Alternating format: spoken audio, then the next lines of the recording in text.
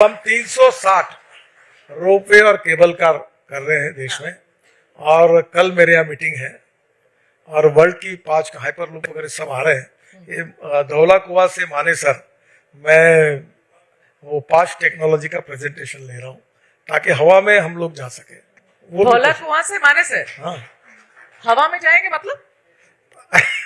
ऐसे ऊपर में हाँ। पॉन्ड होगा जिसमें 18, 20, 25 लोग बैठेंगे और वो 200 किलोमीटर की स्पीड से जा सकता है, पर यहाँ हमको जगह जगह रुकना है तो स्पीड कम होगी। इस टाइप की 5 टेक्नोलॉजी है वर्ल्ड की, उनका कल मेरे ऑफिस में सर यही वाली जो मुंबई पुणे के बीच में ट्रायल रन की थी वो पॉड्स की ट्रायल रन नहीं हुई थी उस समय। देवेंद्र जी के पहले रिजिम में उन्होंने हाइपरलूप से करार किया था, हाँ। पर बाद में नई सरकार आई, उन्होंने उसको कैंसिल किया। हाँ। अभी तक मास रैपिड ट्रांसपोर्ट इस प्रकार का हुआ नहीं है। 2 चीजें मैं आपको बताऊंगा, एक तो मैं ये कर रहा हूँ, दूसरा पब्लिक ट्रांसपोर्ट जो है कंफर्टेबल होना चाहिए। और संभव हुआ तो आप अनुमति देंगे तो मैं आपको फिल्म दिखा दूंगा। अभी टाटा के पीछे में लगा, मैं जेकोस्लाविया गया था। हाँ। और वह फ्लैश चार्जिंग बस है, यूरोप में अनेक देशों में है। वो बस 135 सीटर है, सामने से एंट्री है, कंडक्टर की जरूरत नहीं है, कार्ड होगा या मोबाइल फोन पे एंट्री होगी, उतरना और जाते समय दिखाना।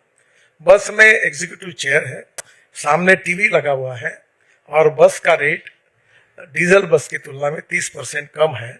एयर कंडीशन बस है और ये बस की विशेषता ये है कि हर बस स्टॉप पर ये खड़ी रहेगी, जब लोग उतरेंगे तो 20 सेकंड में ये फिर चार्ज होगी और ये पूरी घूमती रहेगी। पहले हम पायलट प्रोजेक्ट नागपुर में कर रहे हैं, टाटा मोटर्स को पहला ये प्रोजेक्ट अवार्ड हो रहा है और टाटा ने धारवाड़ में इसका मैन्युफैक्चरिंग करने की फैक्ट्री शुरू कर दी है। और इसके जो फ्लैश चार्जिंग टेक्नोलॉजी है वो सीमेंस और हिटैची की है। हाँ। तो वो दोनों में से उन्होंने सिलेक्ट किया है शायद। और अब ये बस अगर होगी तो आप सबसे इंपॉर्टेंट बात समझिए कि जो उठता वो बोलता हमारे मेट्रो बनाओ। अब मेट्रो की कॉस्ट पर किलोमीटर 550 करोड़ रुपए है। okay. और उतनी कैपेसिटी पर ये पब्लिक कंफर्टेबल ट्रांसपोर्ट, इसकी कॉस्ट केवल 2 करोड़ रुपए पर किलोमीटर है। और आगे दिल्ली से जयपुर 2.5 घंटे में लैपटॉप पर एग्जीक्यूटिव क्लास में बैठकर चाय पानी नाश्ता करते हुए आप 2.5 घंटे में दिल्ली जयपुर पहुंच जाएंगे। ये सुनने में तो बड़ा मजा आ रहा है, ये कब तक होगा? नहीं, आपको मजा आया तो याद रखना 11 साल से मैं मंत्री हूँ और जो बोलता हूँ डंके की चोट पर करता हूँ, तुम कोई सवाल नहीं पूछ सकते मुझे।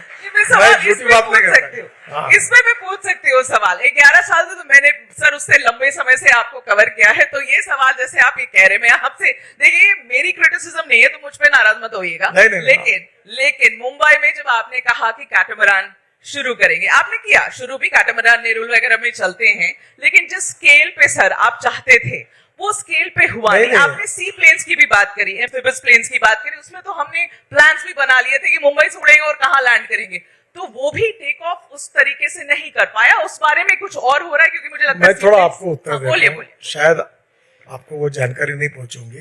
वो कैटामरान नहीं है।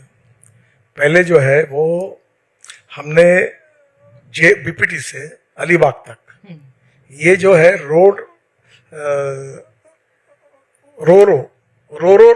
पैक्स ऐसी सर्विस है कि अपनी गाड़ी रखना, वो 5-6 मंजिले होते हैं, गाड़ियां अंदर में पार्किंग करना, बसेस करना, ट्रक करना, और ऊपर में बैठकर वो 17 मिनट में अलीबाग पहुंचाता है। मुंबई में मैंने कहा था वाटर टैक्सीज। इसमें जो नया एयरपोर्ट है अभी जिसका इतने में ओपनिंग हो रहा है, मेरे आग्रह के कारण उस समय जो एयरपोर्ट जिनका था उन्होंने जेटी बनाई। और बीपीटी के चेयरमैन जब वहां हमारे थे, उन्होंने इसका अध्ययन किया और ये करीब 5 से 6 हजार ये वाटर टैक्सी से, जैसे आप वेनिस में है ना वैसे आप जा सकते हो। तो ये इसके बारे में देवेंद्र जी ने एक कंपनी से बात की, क्योंकि स्टेट गवर्नमेंट का प्रोजेक्ट है। मैंने वो शिपिंग मंत्री की तैयारी करके रखा था, उसमें कंपनी अभी सिलेक्ट हुई है और एयरपोर्ट अभी शुरू हो रहा है। और ये वाटर टैक्सीज मुंबई में शुरू करने का महाराष्ट्र सरकार ने कार्यक्रम लिया, मैं उसके पीछे था और मेरी उनसे बात हुई, उसमें जो जो सलाह देना था मैंने उनको दिया और मुझे लगता है ये अभी टेकअप हो जाएगा। और सी प्लेन्स का क्या हो रहा है? हाँ, सी प्लेन्स का क्या हो रहा है? सी प्लेन का ऐसा हुआ कि करीब 100 सी प्लेन अपने यहाँ शुरू करने का निर्णय हुआ। उसके ट्रायल होगी, उसके स्टैंडर्ड्स तय किए गए, मैं खुद प्लेन में बैठकर समुद्र में उतरा हूँ। Okay. और अब उसके बाद प्राइवेट एयरलाइंस में जो उड़ान करके स्कीम है उसको कंसेशन भी दिया गया है। बीच में सरदार सरोवर से अहमदाबाद से प्लेन शुरू हुआ था, पर बाद में गुजरात सरकार ने जो उनको पैसे देने थे वो दे नहीं पाए, और जिसके कारण फिर वो सर्विस आगे नहीं चल पाई। Okay. पर अब स्पाइस जेट ने ऐसे 100 प्लेन खरीदने के बारे में निर्णय किया था, वो प्रोसेस में है। इन सब बातों में वाटर पोर्ट्स खड़े करना, फिर वो सुरक्षा के प्रश्न, उसके नॉर्म्स तैयार करना, अब ये विषय मेरे पास नहीं है। पर मेरा जब शिपिंग मंत्री था तो मेरी इच्छा थी कि यमुना से सी प्लेन उड़ाकर ताजमहल के पीछे उतरेगा और वहां से करीब 15 से 16 मिनट तक पहुंचेंगे। वहां जाने के बाद 2 घंटे में ताजमहल देखेंगे, फिर वापस आएंगे, फिर प्लेन में यमुना में 15 मिनट में पहुंच जाएंगे। तो अब वो डिपार्टमेंट मेरे पास नहीं है। हाँ। पर अभी जो वाटर रिसोर्स मंत्री है उनको मैं आपकी बात बताऊंगा और मैं भी रिक्वेस्ट करूंगा। जैसे आप पीछे लग के शुरुआत करवा देते हैं, तो इसमें भी आप लग कर करवाएंगे यमुना से हम मैं सीधा मदद पहुंच करूंगा, जाए? पर डिपार्टमेंट आखिर उनको करना है, पर मैं उनकी मदद करूंगा।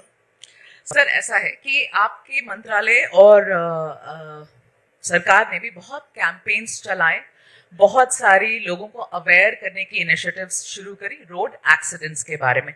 आपसे मैं जब भी पूछती हूँ आप ये बात को मान्य करते हैं कि ये मेरा एक फेलियर रहा है, जितना मैं रोड एक्सीडेंट्स संभाल सकता, रोक सकता, वो नहीं रोक पाया हूँ। मैं आपको एक आंकड़े देना चाहती हूँ गडकरी जी, ये 2023 के आंकड़े जो लेटेस्ट में निकाल पाई, उसके हिसाब से 4,80,000 एक्सीडेंट एक साल में भारत में हुए, जिसमें 1,70,000 लोगों की जाने गई।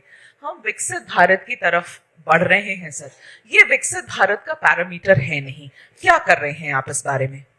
देखिए, पहली बात तो आप कह रही है वो मृत्यु हो रहा है, ये 4 इंपॉर्टेंट बातें हैं जी।